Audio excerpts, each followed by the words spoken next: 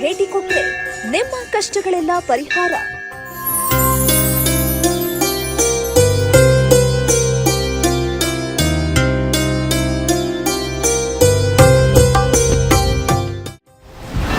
ನಿಮ್ಮ ಇಷ್ಟಾರ್ಥ ಸಿದ್ಧಿ, ಸುಖ, ಸಮೃದ್ಧಿ, ನೆಮ್ಮದಿ. ದೈವ ಫಲ.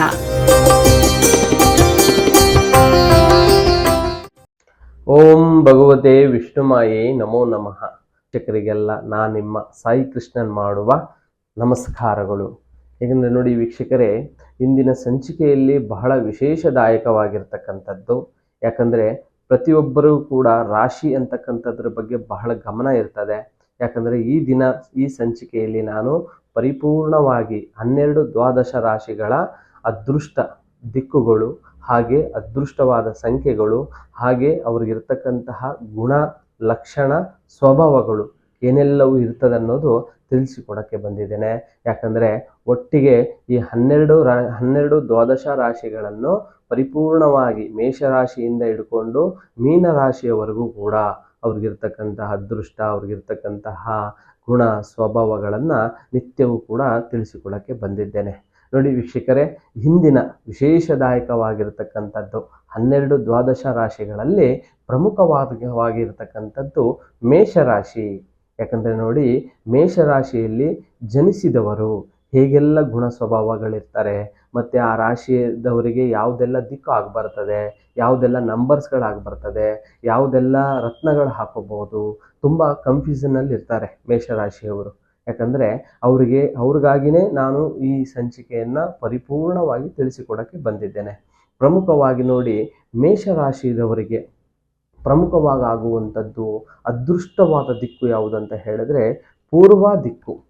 ಯಾಕಂತ ಹೇಳಿದ್ರೆ, ಯಾರೇ ಪೂರ್ವ ದಿಕ್ಕಿನಲ್ಲಿ ಮೇಷರಾಶಿಯವರು ಯಾವುದೇ ಹೊಸದಾದ ಆಗುವಂತಹ ಮನೆಗಳನ್ನು, ಕಟ್ಟಡಗಳನ್ನು ನಿರ್ಮಾಣ ಮಾಡುವಂಥದ್ದಾಗಿರ್ಬೋದು, ಇಲ್ಲವಾದರೆ ಹೊಸದಾಗಿ ಬಾಡಿಗೆ ಮನೆಗಳಿಗೆ ಹೋಗ್ತಕ್ಕಂಥದ್ದಾಗಿರ್ಬೋದು, ಇಲ್ಲ ವ್ಯಾಪಾರ ವಹಿವಾಟುಗಳಲ್ಲಿ ಪೂರ್ವ ಬಾಗಿಲಿನನ್ನು ಇಟ್ಟು ಇರುವಂತಹ ದಿಕ್ಕಿನಲ್ಲಿ ಮಾಡ್ತಕ್ಕಂಥದ್ದಾಗಿರ್ಬೋದು, ಈ ಥರ ನಿತ್ಯ ಕೆಲಸಗಳನ್ನು ಮಾಡೋದ್ರಿಂದ ಬಹಳ ಅದೃಷ್ಟ ಬೇಗನೆ ಅವರ ಪಾಲಿಗೆ ಸಿಗುವಂಥದ್ದಾಗುತ್ತೆ.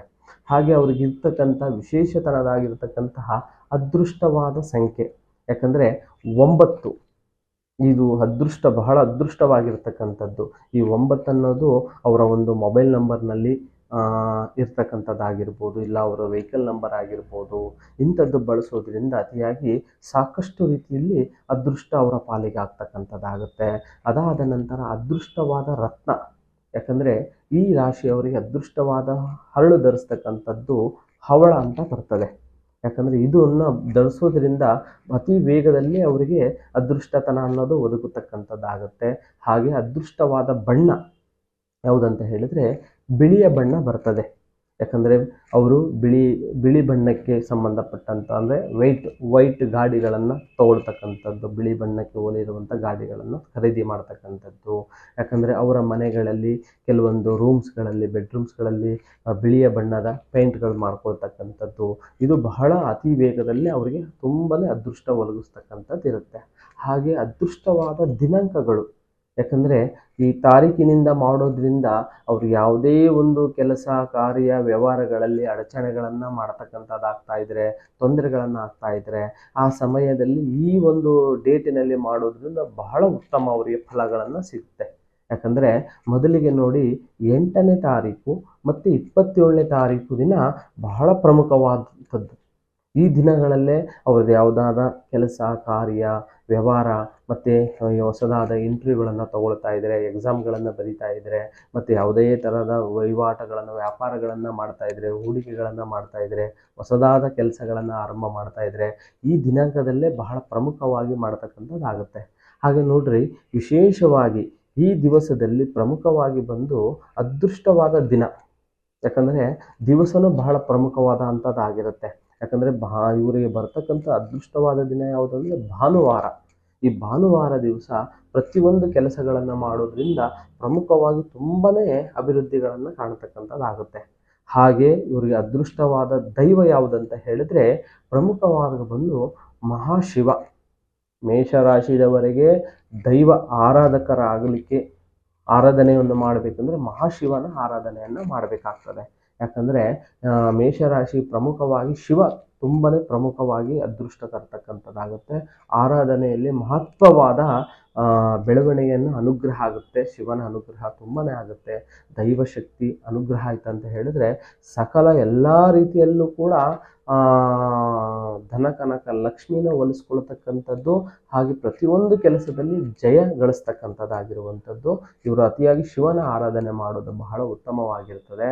ನಂತರದಲ್ಲಿ ಪರಿಪೂರ್ಣವಾಗಿ ಈ 9 ನಾನು ಹೇಳಿದಿರುವಂಥ ಸಂಖ್ಯೆಯನ್ನು ಫಾಲೋಅಪ್ ಮಾಡ್ಕೊಂಡು ಬರೋದ್ರಿಂದ ತುಂಬನೇ ವೃದ್ಧಿಕಾರಕವಾಗಿ ಆಗಿರತಕ್ಕಂಥದ್ದಾಗುತ್ತೆ. ಖಂಡಿತವಾಗಿ ಯಾರೆಲ್ಲ ಮೇಷರಾಶಿದವರು ಯಾಕಂದರೆ ನನಗೆ ಅಂಥ ಕೆಲಸಗಳಾಗ್ತಾ ಇಲ್ಲ, ಇಂಥ ಕೆಲಸಗಳಾಗ್ತಾ ಇಲ್ಲ, ನಾನು ಆ ಇಂಟರ್ವ್ಯೂ ಮಾಡಿದ್ರೆ ಪಾಸ್ ಆಗ್ತಾ ಇಲ್ಲ, ನಿತ್ಯವೂ ಮನೆಯಲ್ಲಿ ಕಿರಿಕಿರಿ, ಜಗಳ, ಅಸಮಾಧಾನ, ಎಷ್ಟೇ ಹಣಕಾಸು ಬಂದರೂ ಯಾವುದೇ ರೀತಿಯಿಂದ ಹಣಕಾಸು ಕೈಯಲ್ಲಿ ನಿಲ್ತಾ ಇಲ್ಲ ಅಂತ ಹೇಳಿದಾಗ ಕೆಲವೊಂದು ಮೇಷರಾಶಿಗೆ ಸಂಬಂಧಪಟ್ಟಂಥವರು ಈ ನಿತ್ಯವನ್ನು ಫಾಲೋಅಪ್ ಮಾಡಿಕೊಂಡು ಬನ್ನಿ. ಯಾಕಂದರೆ ಹಿಂದಿನಿಂದನಾದರೂ ಗೊತ್ತಾಗದೇ ಇದ್ರೂ ಕೂಡ ಮುಂದಿನಿಂದನಾದರೂ ನಾನು ಹೇಳಿದಂತಹ ಈ ವಿಷಯಗಳನ್ನು ತಿಳ್ಕೊಳ್ತಾ ಬನ್ನಿ. ಖಂಡಿತವಾಗಿ ಅವರ ಬಾಳಿನಲ್ಲಿ ತುಂಬಾ ಅದೃಷ್ಟ ಬದಲಾವಣೆಗಳು ಕಾಣುತ್ತೆ. ಹಾಗೆ ನೋಡಿ ಅವರ ಗುಣ ಸ್ವಭಾವಗಳು, ಯಾಕಂದರೆ ಮೇಷರಾಶಿಯಲ್ಲಿ ಪ್ರಮುಖವಾಗಿ ಯಾಕಂದರೆ ರಾಶಾಧಿಪತಿ ಬಂದು ಮಂಗಳಕಾರಕ ಆಗ್ತಾನೆ. ಈ ಮಂಗಳ ಏನು ಮಾಡ್ತಾನೆ, ತುಂಬಾ ಪ್ರಬಲವಾದ ಶಾಲಿಯಾಗಿರ್ತಕ್ಕಂಥದ್ದು. ಯಾಕಂದರೆ ಈತ ಪರಿಪೂರ್ಣವಾಗಿ ಬಹಳ ಶಕ್ತಿಶಾಲಿಯಾಗಿರ್ತಕ್ಕಂಥದ್ದು. ಯಾಕಂದರೆ ಮೇಷರಾಶಿಯಲ್ಲಿ ಹುಟ್ಟಿದಂಥವರು ತುಂಬ ಧೈರ್ಯವಂತರಾಗಿರ್ತಾರೆ, ಯಾವುದಕ್ಕೂ ಪಡೆಯೋದಿಲ್ಲ ಅವರು. ಯಾಕಂದರೆ ಎಲ್ಲ ಕೆಲಸ ಕಾರ್ಯದಲ್ಲೂ ಮುಂದುವರಿತಕ್ಕಂತಹ ಸಾಮರ್ಥ್ಯದವರಾಗಿರ್ತಾರೆ. ಪ್ರತಿಯೊಂದು ವಿಷಯದಲ್ಲೂ ಹಠ, ಕೋಪ, ಮುಂಗೋಪತನ ಅನ್ನೋದು ಬಹಳ ಇರ್ತದೆ. ಪ್ರತಿಯೊಂದು ವಿಭಾಗದಲ್ಲೂ ಕೂಡ ತುಂಬನೇ ಮುಂದೆ ನುಗ್ಗುವಂಥದ್ದು, ತುಂಬ ಧೈರ್ಯಶಾಲಿಗಳು ಆಗಿರ್ತಾರೆ. ಹಾಗೆ ಇವರಲ್ಲಿ ಕೆಲವೊಂದು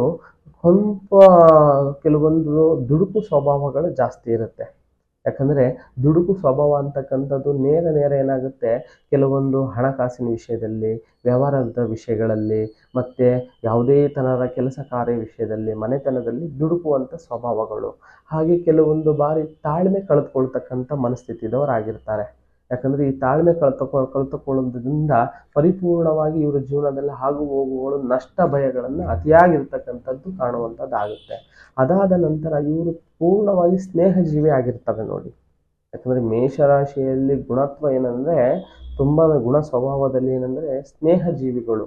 ಯಾಕಂದರೆ ಯಾರನ್ನೂ ಬಿಟ್ಟುಕೊಡೋದಿಲ್ಲ, ಮತ್ತು ಸ್ನೇಹಕ್ಕೆ ತುಂಬಾ ಪ್ರೋತ್ಸಾಹಗಳನ್ನು ಕೊಡ್ತಕ್ಕಂಥದ್ದು.